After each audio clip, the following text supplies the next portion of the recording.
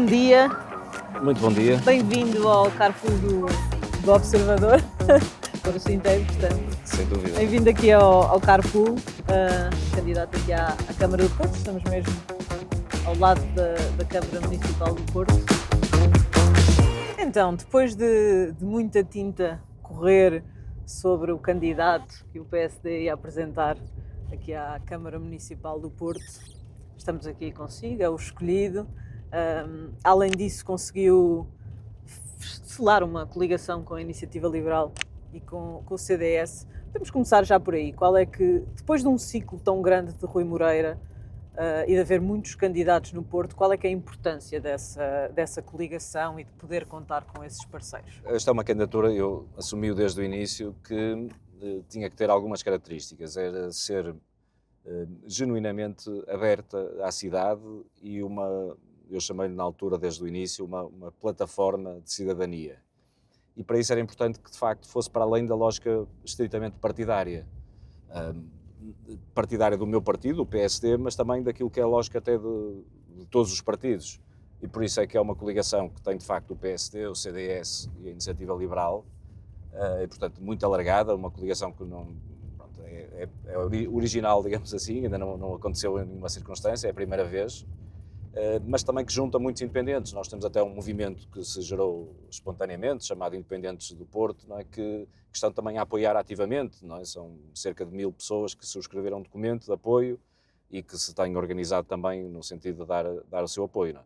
Portanto, cumpriu-se aquilo que eu queria, que é de facto ser uma candidatura muito abrangente, uma candidatura da cidade, mais do que uma candidatura partidária. Apesar dessa coligação, e como dizia há pouco, há muitas candidaturas. Acho que é um recorde de candidaturas desde há muito. Parece que sim. Esta dispersão de votos, principalmente com a existência de vários candidatos no centro de espaço-direita, no espaço centro-direita, acha que pode sair prejudicado de alguma forma se essa dispersão de votos acontecer? Teoricamente, sim, não é? Isto é uma questão quase matemática e, portanto, eu acho que em teoria sim. Agora, na prática, eu estou a sentir e tenho essa expectativa, no tempo que ainda falta até às eleições, de que se gere uma dinâmica dentro desta candidatura que seja suficientemente agregadora para ultrapassar um pouco essa lógica mais teórica, não é? Dos espaços políticos e das ideologias. Acho que uma candidatura a uma Câmara Municipal é diferente de uma candidatura, por exemplo, à Assembleia da República ou à governação do país. E as pessoas mobilizam-se muito pelas pessoas, pelos projetos, e, portanto, independentemente daquilo que teoricamente pode ser uma dificuldade, que é haver uma fragmentação de candidaturas, nomeadamente no espaço político em que eu me integro, eu acho que se pode gerar, e estou convencido que se vai gerar uma dinâmica que vai ultrapassar isso. Não é? E antes de começarmos aqui a rota pelo Porto, por assim dizer, já estamos aqui na Avenida dos Aliados, mas gostava de lhe perguntar, ainda neste sentido de coligação, houve muitas notícias à volta de Filipe Araújo, que é o atual vice-presidente da Câmara de Porto e que fazia parte do movimento Rui Moreira. Acha que entende a decisão de ter ido a votos sozinho? Deu-lhe uma nega? Pode confirmar isso? Tentou ou não? Eu próprio, principalmente muitas pessoas da minha candidatura, têm tentado sempre mostrar que esta é uma candidatura aberta a toda a gente. E, portanto, houve sempre espírito, e aliás, continua a haver um espírito muito aberto de querermos agregar, somar pessoas e ideias à nossa candidatura. E, portanto, houve contactos, é verdade, com o atual candidato Filipe Araújo, com outros candidatos também, e, portanto, aqui não houve qualquer vontade de negar seja o que for a ninguém, não é? Agora, eu acho que é legítimo, cada um faz o que quer, responde pelos seus atos, digamos assim. Mas sente que fez tudo o que podia para contar com Filipe Araújo na sua lista? Tudo o que era razoável, tudo o que era racional, e principalmente tudo aquilo que era o interesse da cidade, e, portanto, aí foi feito. Agora, às vezes as pessoas colocam um pouco, também é legítimo, não é? Mas colocam muito aquilo que são as suas motivações pessoais, os seus interesses e ambições individuais, acima de outras ideias, e, portanto, eu respeito isso, não é? Mas fica alguma mágoa para o dia seguinte, ou se por acaso ganhar a Câmara Municipal e precisar de um vereador da chamada oposição, poderá contar com Filipe Araújo? Não, mágoas não, porque eu não me movo por isso. A minha forma de ser, desse ponto de vista, é muito tolerante, desde logo. E depois, porque mesmo que se assim não fosse, eu acho que quando nós estamos a assumir responsabilidades institucionais, as questões pessoais têm que ficar para trás. E, portanto, eu mesmo que ficasse muito incomodado e muito magoado do ponto de vista pessoal, isso tinha que ficar para trás. Mas nem é o caso, não fico. Felizmente, tenho outros vertentes da minha vida pessoal que me mobilizam para esse tipo de sentimentos, não é na vida política. Agora, eu também é muito importante que fique claro, no dia seguinte eu não vou atrás de acordos políticos só por ir, não é? Eu acho que é sempre o interesse da cidade que vai estar em primeiro lugar, e se, em última circunstância, se for preciso governar em minoria, nós vamos governar na mesma e vamos conseguir transformar a cidade como queremos, e portanto não vejo aí problemas especiais. Portanto, o que eu quero dizer com isto? Eu não vou às compras, não é? Não vou andar a negociar lugares em troca de votos, não é? Isso está completamente fora de hipótese. Já vamos voltar a esse tema, mas vamos aproveitar que estamos aqui a chegar ao mercado do bolhão. Verdade. E gostava de recordar um momento em que confirmou que era candidato à Câmara do Porto. Houve até alguma polémica e várias críticas à volta da escolha desse momento. Esta distância teria feito diferente? Teria escolhido um espaço que não um intervalo, digamos assim, de um Conselho de Ministros para confirmar essa candidatura à Câmara?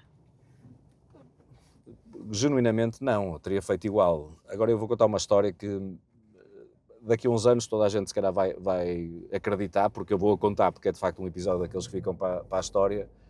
Hoje eu admito que seja difícil as pessoas interpretarem desta maneira, mas foi mesmo uma coincidência. Portanto, eu tinha previsto escrever um artigo num jornal da cidade, num jornal de notícias, em que iria manifestar a minha decisão de me candidatar.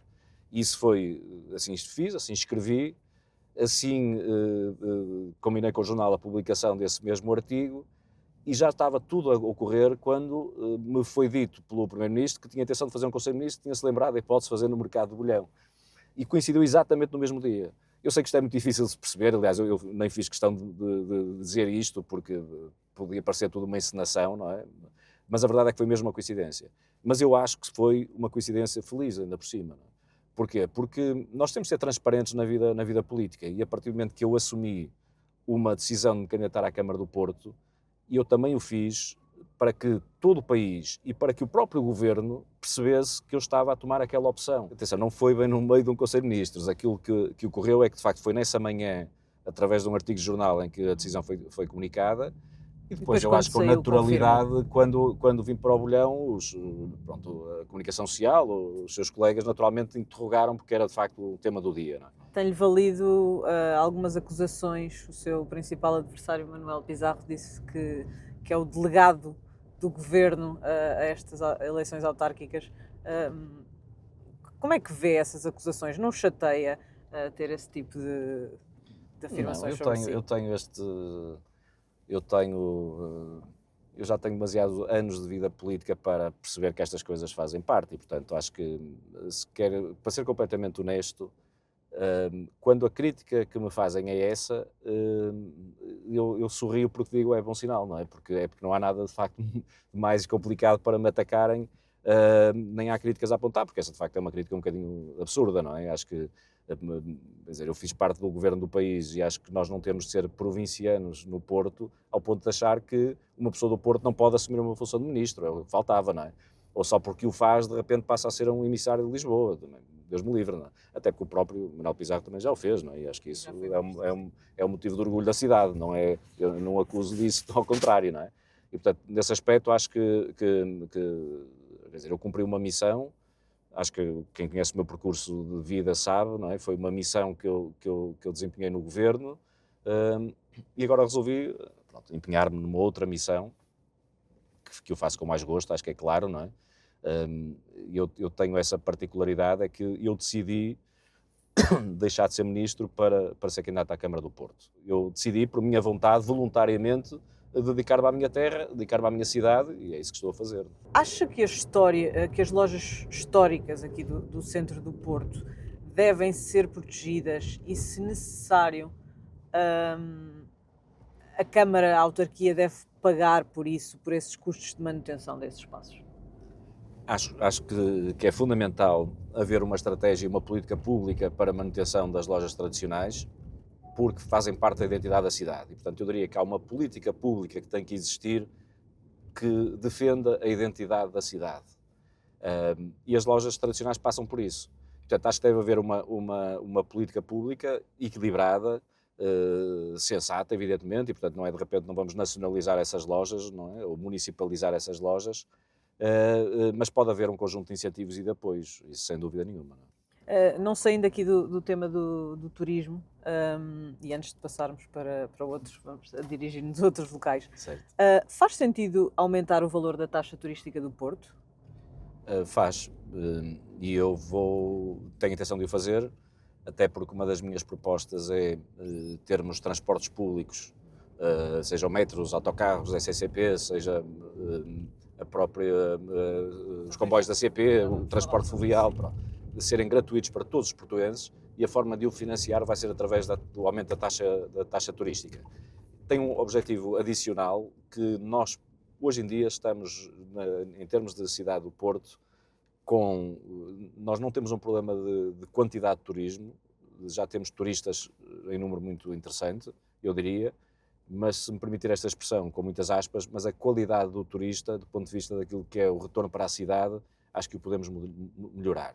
Isto é, nós precisamos que os turistas que venham à cidade deixem mais dinheiro na cidade do que aquilo que têm vindo a deixar, e portanto precisamos aumentar a receita do turismo, não precisamos aumentar o número de turistas na cidade. E uma forma de o fazer é, de alguma maneira, através da taxa turística, que é uma espécie de uma regulação do mercado que queremos em termos turísticos. E, apesar de tudo, vou-me desculpar, mas acho que o Porto hoje em dia tem peculiaridades, não é, do ponto de vista turístico, que justificam que nós possamos ter uma taxa que se aproxime daquela, para não dizer que ultrapassa aquilo que é a taxa, por exemplo, de Lisboa ou de Cascais. E, portanto, acho que sim, vamos Mas aumentar. tem um valor pensado para... Sim, nós temos um valor até o que fim do vamos mandato? aumentar, no curto prazo vamos aumentar 1 euro, e portanto 3 para 4 euros, mas eu não ponho de lado a hipótese de chegarmos aos 5 euros. Até porque, como eu digo, esta vai ser, pronto, do ponto de vista da nossa gestão orçamental, vai ser este dinheiro alocado para os transportes públicos, e vai depender um pouco daquilo que vai ser a resposta das pessoas na utilização dos transportes públicos. Portanto, nós, se precisarmos de mais receita, nós aumentaremos 2 euros a taxa turística. E em termos de hotéis e alojamento local, deve haver um travão no número de construção de hotéis? Em termos de alojamento local, deve haver um limite? Como é que isso deve ser Eu acho gerido? que nós, felizmente no Porto, acho que encontramos uma solução para já equilibrada, que vale a pena avaliar, mas ainda a atual Câmara conseguiu isso. Nós temos hoje em dia já um filtro, nomeadamente em determinadas zonas da cidade, são zonas que estão estabelecidas, onde de facto há uma limitação ao número de novos alojamentos locais e também daquilo que é quartos de hotelaria. Não é? Portanto, nesse ponto de vista, eu acho que este é o momento para nós pararmos para avaliar. Acho que se estagnou, porque houve de facto um boom gigantesco, não é? E pelo que eu vou percebendo, pela informação que temos do ponto de vista dos hotéis, ainda há em pipeline um número muito significativo, e portanto nós temos evidentemente de agora começar a atenuar este crescimento, para podermos avaliar, não é? Como digo, acho que foi muito importante, o turismo foi fundamental para a cidade do Porto, é hoje em dia do ponto de vista económico vital para a cidade, mas tudo tem que ter o seu peso certo, não é? A sua conta certa. Vamos aproveitar este trânsito que estamos aqui a atravessar até chegar a outro Infelizmente ponto. é habitual, este para até chegarmos aqui a outro ponto, para voltar um bocadinho à conversa que estávamos a ter antes de chegarmos ao mercado do Bolhão, sobre o dia seguinte às eleições. Como sabemos, nas câmaras municipais basta um voto a mais para ser presidente da Câmara, pode consegui-lo sem maioria absoluta. Estava a dizer que poderá até governar em minoria, que isso não será um problema. Mas está disposto a falar com todos?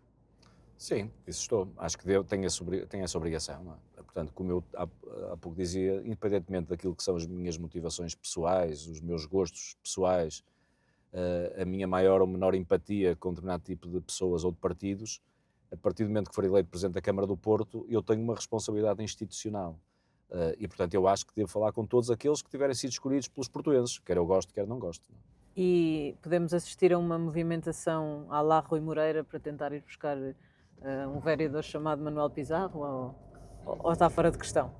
Acho que é muito prematuro. Agora, eu acho que Manuel Pizarro é o candidato socialista, é do Partido Socialista e, portanto, objetivamente está longe daquilo que é o meu espaço político e ideológico, não é?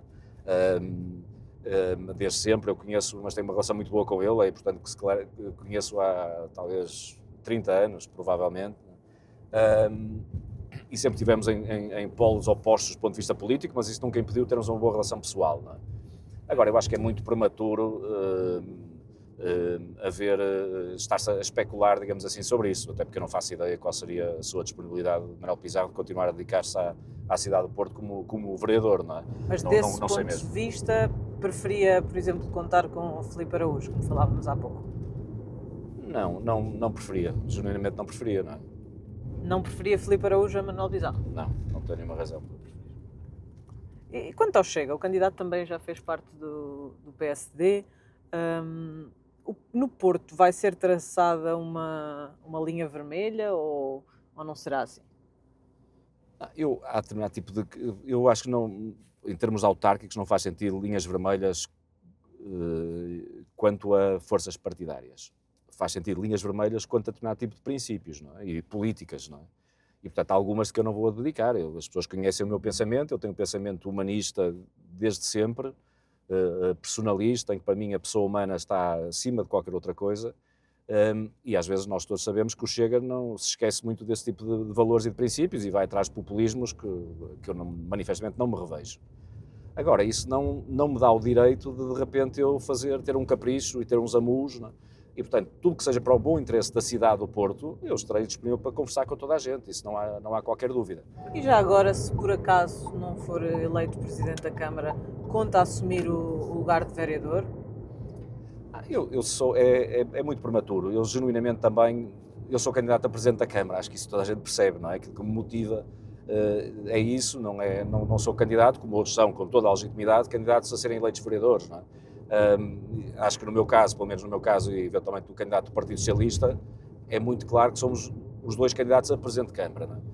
E é nisso que eu estou focado nesta fase, não é? Não ponho outro cenário em cima da mesa e não perco muito tempo nisso. Acho que as pessoas também, se puserem no meu lugar, perceberão, não é? Não faz-me sentido, nesta altura, estar a colocar outros cenários. Não é? Mas isso, pela sua resposta, significa que não é certo, não pode jurar a pé juntos que ficará como vereador? Nem seria muito sério da minha parte dizer isso, não é?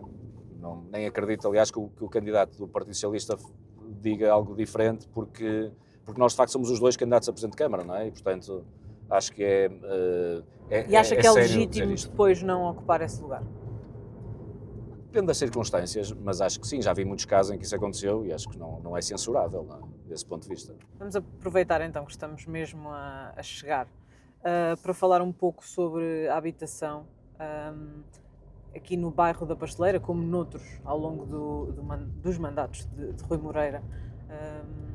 Houve tanto construção como reabilitação, este bairro foi um deles, houve obras nos últimos anos. Qual é que é o seu objetivo em termos de construção, de número de casas para a cidade?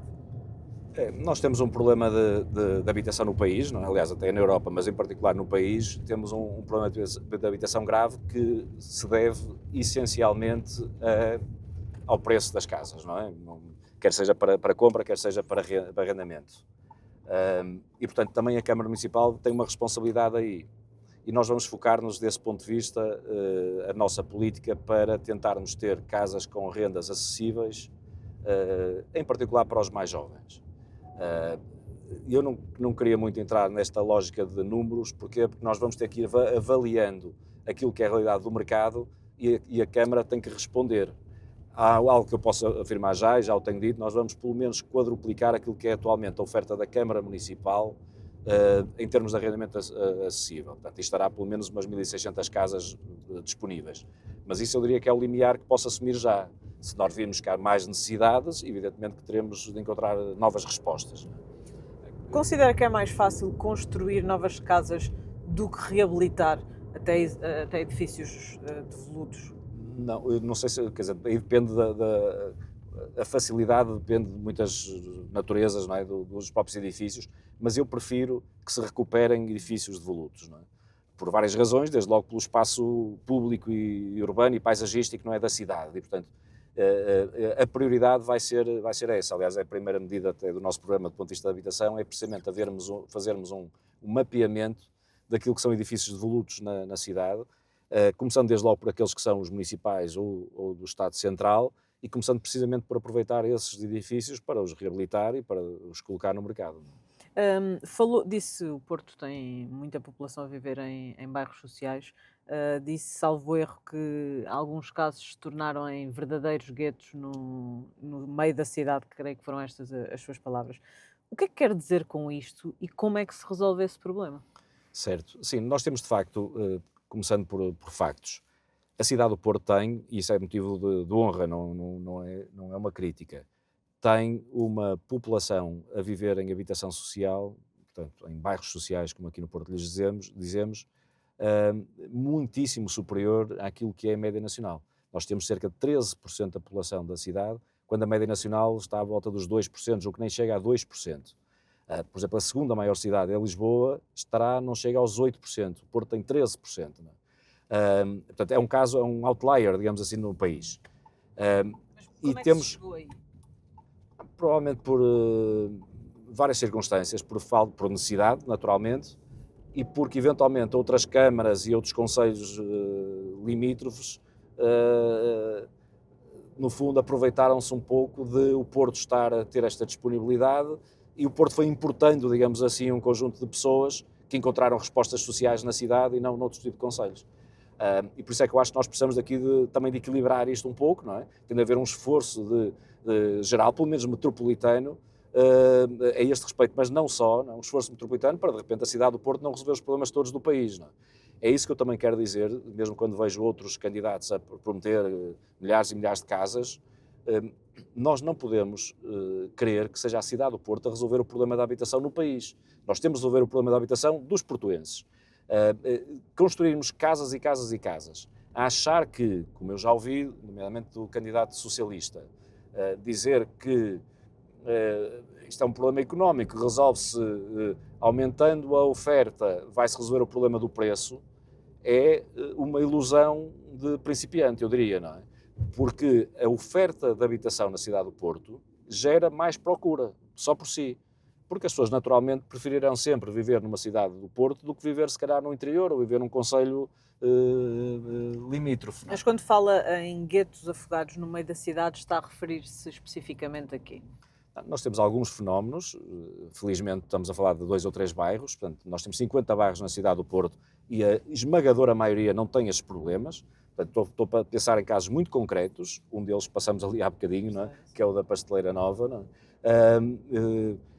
Que são casos que hoje em dia são de facto centros de tráfico de droga e que se guetizaram precisamente porque são, em certo sentido, dominados por pessoas que manifestamente não deveriam ter acesso à habitação social e usam esses espaços para uma espécie de um supermercado de droga. Isto é inaceitável, na minha opinião, não é? Seria sempre inaceitável numa cidade nós convivermos com isto. É particularmente revoltante, eu diria, ser o dinheiro público que, no fundo, está a subsidiar as casas destas pessoas, não é? E, portanto, aí nós vamos ter que ter uma atitude um bocadinho diferente para resolver este problema, não é? Vamos ter que ter mão firme, basicamente, não é? Para ultrapassarmos este problema. Não é? Os inquilinos que vivam em casas municipais e não paguem rendas devem ser despejados? Eu acho que há procedimentos para esse efeito e, portanto, e que devem ser assumidos sem hesitação. O que eu quero dizer com isto? Se houver uma justificação, uma atenuante, uma circunstância em que pontualmente alguém não paga uma renda quando o deveria fazer e, portanto, quando tem condições para o fazer, eu admito que haja uma atitude de alguma condescendência que seja razoável. Agora, quando há uma prática reiterada de não pagamento de renda, quando pessoas têm condições para o fazer, porque senão essa avaliação é feita, não é? Objetivamente tem que haver uma consequência, não é? E, portanto, até por uma questão de justiça social, não é? Não faz sentido que algumas pessoas que trabalham, que fazem e que utilizam o resultado desse seu esforço para pagar rendas e depois o vizinho ao lado por e simplesmente resolve não pagar. Isso não é aceitável. E quando há casas que são construídas de forma ilegal, devem ser demolidas? Sim, De em imediato princípio, sim. pela Câmara Sim. Municipal? Eu percebo onde queres chegar com a pergunta. Nós temos um caso muito concreto, foi mais mediático agora em Louros. Mas eu acho que é evidente que sim. Com humanismo, e portanto nós devemos tratar as pessoas com toda a disponibilidade para as apoiar, como é evidente, mas nós não podemos ser minimamente condescendentes com ilegalidades, seja de que natureza for. E construções ilegais em particular, eu diria que ainda mais. Até porque muitas vezes ao lado da construção ilegal, nós estamos a pôr em causa a própria segurança das pessoas não só as que vivem lá, mas às vezes toda a sociedade e toda a envolvência, não é? Portanto, isso, para mim, temos de ser implacáveis a esse respeito. Não é? Estamos aqui a chegar, já estamos a vê-la, a rotunda da Boa Vista. Já disse que não coloca de parte a hipótese de reestruturar a primeira fase do Metrobus. Este foi um projeto muito ambicioso para o Porto, tem demorado vários anos. O que é que se falhou, começando pelo início, o que é que se falhou para se estar neste limbo? Não consigo explicar. Acho que é absolutamente inexplicável. Acho que isto parece ter sido uma alucinação, não é? Que alguém teve. Vamos primeiro ali à rotunda. À rotunda da Boa Vista, muito bem. Pronto, mas isto quer dizer, acho que basta olhar um pouco para a Avenida Boa Vista para perceber isto. Isto não faz nenhum sentido, não é? Do ponto de vista paisagístico e urbanístico, não é? Isto é um conjunto de alcatrão, parece uma espécie de uma pista de aviação, não é? Aqui colocada. Mas mais do que isso, o que mais me incomoda é como é que não se pensou devidamente este projeto, não é?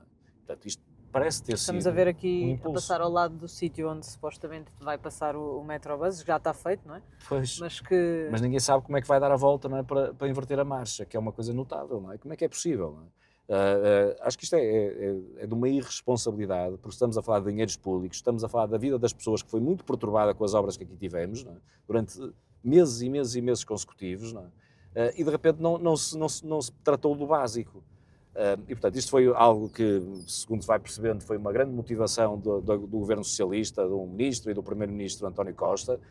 Quiseram muito empenhar-se numa solução inovadora a hidrogénio aqui na cidade do Porto, mas quer dizer, estes experimentalismos são muito irresponsáveis. Mas na fase em que se está e com o dinheiro todo e o tempo das pessoas também que já se gastou, como é que voltar tudo atrás, como é que regressar à primeira fase e repensá-la, reestruturar, pode acontecer neste momento? A minha proposta é que seja, a partir do momento que tome posse como Presidente da Câmara do Porto, constituir de imediato um grupo de trabalho, uma task force entre a Câmara Municipal do Porto e, na altura, de ser a nova administração da Metro do Porto, para tecnicamente se encontrar uma solução.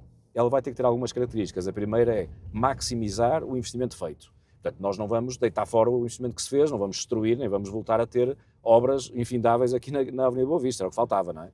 Isso seria duplicar o erro que foi já cometido, não é? Mas, em cima daquilo que foi feito até hoje em dia, não é? Que já está construído e que está feito, nós tentarmos encontrar uma solução que beneficie as pessoas no fim do dia, não é? E, portanto, que seja sustentável. Mas concorda com o Metrobus? Neste momento, reverter é impensável, certo? Não é impensável. Não, acho que deve ser estudada todas as hipóteses, até porque eu concordar que, claro, se tivesse dependido de mim, nunca se tinha ido para uma solução desta natureza, não é? Do Metrobus. Acho que há soluções muito mais simples, muito mais óbvias, que são sustentáveis do ponto de vista ambiental da mesma forma, são de muito mais fácil concretização e que promoveriam uma Avenida da Boa Vista que tivesse um enquadramento diferente deste, nomeadamente com mais árvores, com mais espaços verdes, com ciclovia, com capacidade para as pessoas andarem e caminharem, não é? na própria Avenida Boa Vista, algo que infelizmente não se conseguiu com este projeto, pelo contrário, não é? Foi basicamente destruir aquilo que de bom tinha a Avenida da Boa Vista. E por falar em Metrobus, prometeu transportes gratuitos para todos os portuenses. A medida seria para ser aplicada a partir de quando? E como é que seria financiada? Falou-me há pouco da questão da taxa turística, se era apenas assim ou se tem outras ideias para pagar esta medida. Sim, não, a ideia é para ser, nós vamos tentar aplicá-la de imediato depois de ganharmos a Câmara Municipal. Eu não posso garantir que a 1 de janeiro de 26 esteja a funcionar, mas é por razões meramente técnicas, porque depois nós vamos precisar, já estamos a trabalhar nisso e a estudar isso, mas vamos precisar ter um meio de validação das viagens que seja muito eficaz. Provavelmente Então vai ser com não é cartão. progressivo, não começa por exemplo, os mais idosos, os Não. mais novos já têm, Os certo? mais novos já têm, exatamente, até aos 23 anos. A nossa ideia é, de facto, implementar de imediato, porque é apenas a solução tecnológica, digamos assim, que nos faltará. E que enquanto não ganharmos a Câmara não podemos começar a implementá-la, obviamente. Não é? E, portanto, mas é uma questão de meses, não é? E, portanto, acho que vamos conseguir rapidamente pôr isso em andamento. Em Lisboa, Carlos Moedas anunciou um plano conjunto com o Governo para aumentar a segurança na cidade e disse até que o Governo tem essa responsabilidade. Acha que pode usar, neste momento é um Governo social-democrata que está a governar, com quem tem muito boas relações, porque fez parte do Governo anterior, também pode usar, tem algo do género em vista, por assim dizer? Sim, eu tenho em mente trabalhar com o Governo, nomeadamente nesta matéria da segurança. Não é? É crítico porque, e ainda bem que assim é, não é o que faz sentido, é uma responsabilidade essencialmente do Governo Central, a parte da segurança. Agora, isso não quer dizer que a Câmara Municipal não possa e não deva fazer muito a este respeito. Vou dar um exemplo muito concreto. Nós vamos propor, quando chegarmos à Câmara Municipal, vamos propor, através de um protocolo com o Ministério da Administração Interna, ser a Câmara Municipal, no fundo, gerar um movimento de recrutamento de 100 novos polícias para a Polícia Municipal. E como é que vamos fazer? Vamos assumir o encargo de pagar essa mesma formação e de criar uma abertura, digamos assim, de vagas específico para este efeito, para podermos, de facto, cativar e mobilizar jovens que queiram, eventualmente, vir trabalhar para a Polícia Municipal e ajudar-nos neste esforço, não é? E isso tem que ser feito, evidentemente, em colaboração com o Ministério da Administração Interna, mas a própria Câmara Municipal a assumir essa responsabilidade do ponto de vista até orçamental. Não é?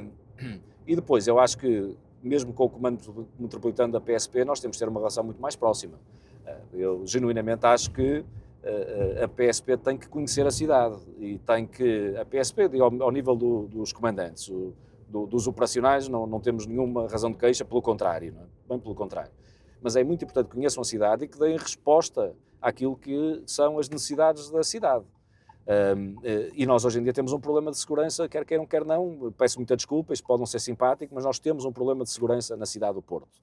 E comigo, a Presidente da Câmara, esse problema vai ser invertido. E, portanto, nós vamos passar a ter mais segurança do que temos hoje, quer do ponto de vista da percepção das pessoas, quer Estamos a falar também da de real. polícia de proximidade? Com certeza que sim, acho que é fundamental. Eu, quando digo que vamos ter mais 100 polícias na rua, é precisamente porque foi a avaliação que foi feita, nomeadamente com especialistas nesta área e que conhecem bem a realidade da cidade, é a conclusão a que chegamos, é que se nós conseguirmos ter mais 100 polícias na rua, há uma cobertura, digamos assim, do território que permite dar uma outra segurança às pessoas, desde logo do ponto de vista da percepção da segurança, porque essa também é muito importante. É inaceitável que nós hoje em dia tenhamos idosos que não saem de casa e ficam quase aprisionados em casa porque têm medo de ir dar um passeio ou de ir ao jardim mais próximo porque podem ser assaltados. Não é? Acha que as câmaras de videovigilância foram, por assim dizer, um flop aqui na cidade do Porto? Porque pensou-se que iria resolver muita coisa, acha que Não, mas fazem sentido? Acho que fazem sentido, acho que ainda não temos tempo suficiente para avaliar. E eu vou dizer, agora é do ponto de vista só empírico, não há ainda eu não conheço ainda nenhuma avaliação científica, mas falo muito com as pessoas aqui na cidade.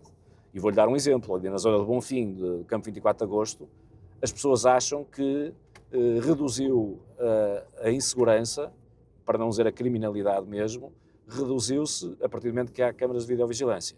E, portanto, a mim parece-me, nós vamos ter que avaliar isso, evidentemente, e estudar melhor, mas a minha percepção hoje em dia é que é uma boa solução e que deve ser o mais massificada possível na cidade. Vamos aproveitar essa passagem na VCI para falar de uma das propostas que tem.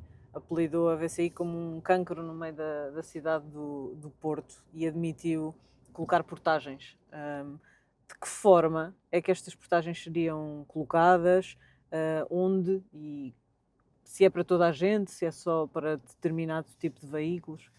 Sim, é uma solução que está estudada e está preparada e, portanto, eu não disse nada de excepcional. É basicamente portajar pesados e só veículos pesados e só aqueles que utilizem a VCI para atravessar a cidade de norte para sul ou de sul para norte. E, portanto, que são veículos que não têm qualquer ligação com a cidade e nunca terão qualquer ligação com a cidade. Utilizam apenas para atravessar. Como é que isso é feito? Através de pórticos que são colocados a norte e a sul da cidade portanto, a partir daí é-se protejado. E porquê que isto acontece? Nós temos de desviar o trânsito de pesados da cidade, do centro da cidade, e de atravessar a VCI, basicamente. Porque isto há um consenso de toda a gente, isso a mim confesso que me surpreende um pouco algumas polémicas. Eu ouço há anos, e bem, muitas pessoas contestarem o facto de a VCI ser utilizada por veículos pesados quando não deveria acontecer. E a VCI ser a principal causa de problemas de trânsito na cidade do Porto. Ora, tivemos uma governação socialista durante 8 anos que não fez rigorosamente nada, porque a VCI é gerida pelo Estado Central, não é? Isto também é importante que se perceba, não é pela Câmara Municipal. Ora, houve um governo que não fez rigorosamente nada, onde aliás o meu principal oponente fez parte, esteve lá sentado e não fez nada. Ora, o governo que eu fiz parte encontrou uma solução e apresentou aos autarcas locais, não é? E essa solução passa de facto por tirarmos as portagens da CREP e, portanto, da circular externa para onde queremos, no fundo, desviar os veículos pesados. E, por outro lado, porque nós precisamos desse incentivo adicional, protejarmos os pesados que queiram atravessar a VCI. E porquê é que acontecem estas duas medidas? Porque a primeira sozinha não vai ser suficiente, porque vai continuar, se não houver portagens numa estrada e na outra, vai continuar a ser mais rápido e mais curto atravessar a VCI. Estamos mais ou menos a 3 minutos do Estádio do Dragão, fez questão de passar por aqui. Tem uma carreira política que também acabou por se cruzar com o desporto, quando ficou com esse pelouro nos assuntos parlamentares. É verdade. Qual é que é a ligação que o clube deve manter com a autarquia numa cidade como o Porto? Eu gosto muito de podermos vir a esta zona por duas razões. A primeira é porque é uma zona, nomeadamente, que vamos entrar agora mais à frente de Campanhã, que é uma zona da cidade que tem sido muitas vezes esquecida, e eu acho que é importante que nós não nos esqueçamos nunca desta parte da cidade, que felizmente hoje em dia está a ganhar uma dinâmica muito interessante e que eu espero, e se depender de mim, só vai ser incrementado. O Matador também pode ajudar a isso, o antigo também, Matador. E entre muitas outras iniciativas estão a ter lugar aqui, algumas até do ponto de vista cultural, como é o caso do Matadouro, mas de outra natureza. Acho que é importante também a própria economia, do ponto de vista empresarial, esta região ter outra dinâmica que não tem tido, não é? E acho que isso é claramente um caminho que a cidade tem que perseguir, não é? Mas a outra razão, de facto, é mais emocional, por um lado, tem a ver com o Estádio do Dragão e com o facto de... É um conhecido e ferrenho portista. Sim, sou. Apesar de eu ter esta capacidade que muita gente não tem, porque há alguma rivalidade entre os clubes, de eu também ter uma afinidade muito grande com o Boa Vista, porque também, como disse há pouco, eu nasci ali, exatamente, nasci ali ao lado. Estamos mesmo em frente ao Estádio do Dragão. Uma vista bonita, sem dúvida, não? Quando estava a viver em Lisboa, tinha saudades disto? Ou vinha cá ver muitas? Claro que sim. Não, eu vinha todos... Mas tem um lugar cativo no Estádio do Dragão? Não, isso já não tenho há muitos anos, por várias razões, mas eu deixei de vir ao futebol. Gostava de voltar a ter? Terá mais tempo aqui no Porto? Mas eu vou ter como Presidente da Câmara deixar um bocadinho o clubismo de lado, porque eu vou olhar para os clubes da cidade todos de forma idêntica, não é? Que é evidente que em proporções diferentes, sabemos que o Futebol do Porto tem um impacto muito diferente de muitos outros clubes que têm uma dimensão mais reduzida, mas para mim, se calhar até vou ter de acarinhar mais, e vai ser mais importante, se calhar, o Presidente da Câmara ir a um jogo ali do Cruz, ou um jogo do Ramaldense, do que propriamente vir a um jogo do Futebol Clube do Porto, não é? E, portanto, eu vou ter essa preocupação, e vão-me desculpar, se calhar vai ser menos mediático, menos visível, mas vou estar mais próximo, se calhar, de longe dos holofotes do que propriamente estar aqui no Dragão, onde há sempre, felizmente, milhares e milhares de pessoas a apoiar o clube. Ainda assim, houve presidentes da Câmara que não tiveram relações tão boas com o clube. Considera relevante numa cidade como o Porto, em que o Futebol Clube do Porto tem uma relevância tão grande, manter uma boa relação? Sim, desde que a relação seja saudável e transparente, sem dúvida.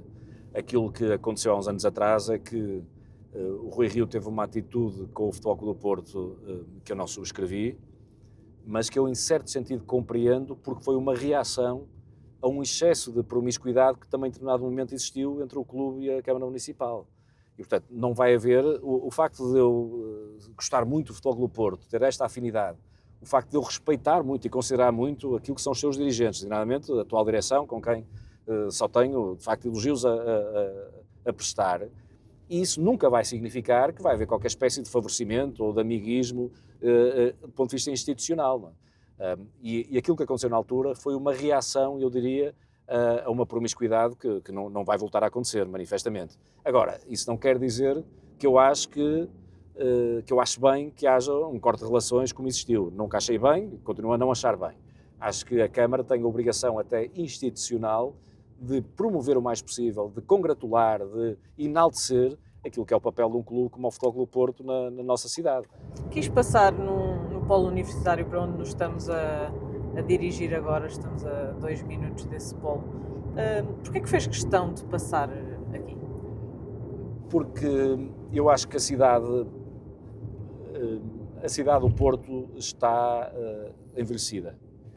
E isso agrada-me genuinamente, porque acho que é bom sinal, quer dizer, as pessoas estão a viver até mais tarde e as pessoas têm espaço para ficar na cidade, mesmo vivendo até mais tarde. Isso noutras cidades não aconteceu, no Porto também tivemos um pouco esse fenómeno chamado gentrificação, das pessoas serem um pouco quase expulsas da cidade em determinado momento, não é? Devido aos custos da habitação. Nós no Porto, embora tenhamos alguns desses fenómenos, ainda nos mantemos uma cidade onde as pessoas de cá ficam a viver até cá, até ao fim da sua vida. Mas o facto de nós queremos cuidar dos mais idosos e darmos condições para terem qualidade de vida na cidade não nos pode cegar, digamos assim, ao ponto de nós não percebermos a relevância de termos dinâmicas novas e jovens na cidade. E acho que a Universidade do Porto, a esse respeito, é crítica. E quando digo universidade, digo a academia, porque nós temos mais do que uma universidade, temos o Instituto Politécnico e, portanto, toda esta malha académica. Sim, eu estudei aqui na Universidade do Porto, depois quando tirei a seguir mestrado e doutoramento já foi fora, mas estudei quer na escolaridade obrigatória, quer depois na universidade, estudei aqui no Porto, sim. Não é? E pronto, eu conheço muito bem isto, quer dizer, fiz parte até dos órgãos associativos da Federação Académica do Porto pronto, entre outras dinâmicas estudantis, e fiz as queimas das fitas e fiz tudo isso, não é? E, portanto, conheço bem esta realidade e sinto bem esta realidade, não é? Portanto, também aí que condições é que devem ser dadas aos estudantes que vêm de fora? Eu acho que a Universidade do Porto, a própria universidade, hoje em dia já dá condições muito interessantes. Há residências universitárias suficientes, a seu ver? Não há, porque é um problema, aliás, geral. Agora, nós estamos a encontrar aqui na cidade respostas interessantes. A própria Federação Académica do Porto, eu gostaria de dar este exemplo, porque apesar de em termos numéricos não ser uma quantidade gigantesca de residências, mas são os próprios estudantes da academia que estão a promover iniciativas, nomeadamente gerindo eles próprios residências universitárias, com o apoio da Câmara Municipal, nomeadamente na assistência de espaços, mas estão a conseguir fazê-lo. É evidente que não chega, porque ainda estamos a falar de umas dezenas quando as necessidades chegam aos milhares, não é? Mas é um caminho, não é? E, portanto, eu acho que nós temos de, evidentemente, trabalhar nesse sentido. Acho genuinamente que a rede de transportes públicos é fundamental, porque a verdade é esta, nós não podemos, como acontece, aliás, em todas as cidades europeias evoluídas, nós não é razoável nós acharmos que vamos ter no centro da cidade, ao lado das universidades, todos os estudantes a viver. E, portanto, se calhar os concelhos ao lado devem olhar também para uma oportunidade de poderem ter jovens estudantes a residir aí ao lado e depois com transportes públicos podermos ter facilidades e os trazer para a cidade. Não é? Creio que é uma boa forma de terminar a olhar para o futuro e para os e para o talento, não é? Que acho que é muito importante. Não é? Muito obrigada, Pedro Duarte, por ter eu aceitado o nosso convite. Este passeio e parabéns pela comissão. Obrigada, espero que não tenha sido uma aventura muito, se calhar vamos estacionar aqui para muito interessante acabarmos aqui. E agradável.